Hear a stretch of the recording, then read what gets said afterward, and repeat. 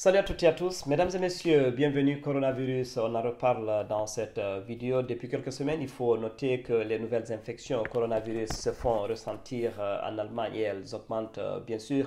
Ainsi, des nouvelles mesures de restriction, sinon des restrictions plus strictes sont en vigueur, sinon sont appliquées dans certains États fédéraux. C'est le cas par exemple du Baden-Württemberg où depuis le 3 novembre dernier, c'est la règle dite de 3G+, qui s'applique, ce qui veut dire que les tests PCR sont acceptés. Par contre, les résultats des tests rapides ne le sont pas.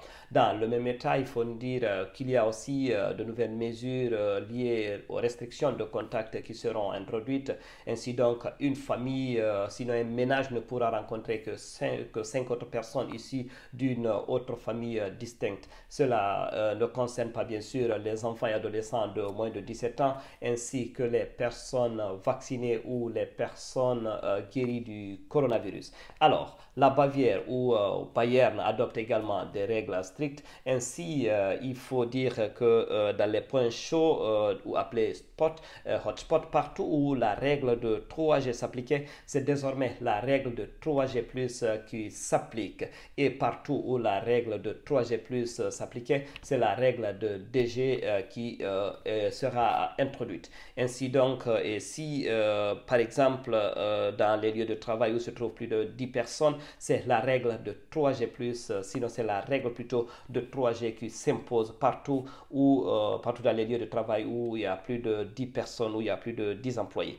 Alors, par là de la vaccination sur l'échelle du territoire allemand, il faut dire qu'il y a beaucoup de personnes qui sont sceptiques, qui ne veulent pas se prêter à la vaccination, eu égard aux multiples fausses nouvelles qui circulent sur, bien sûr, le vaccin et bien sûr sur les effets indésirables à long terme.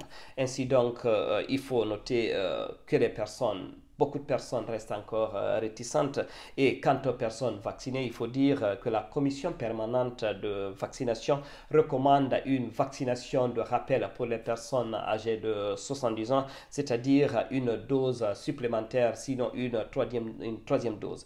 Même si il faut reconnaître que la mise en œuvre de cette décision reste encore compliquée parce qu'elle rencontre aussi des difficultés. Mais si tout se passe comme prévu, il faudra s'attendre à ce que les personnes âgées aussi de moins de 70 ans aient ce qu'on appelle une vaccination de rappel contre le coronavirus. Voilà, c'est tout pour cette vidéo. Merci de l'avoir suivi. Restez à notre compagnie.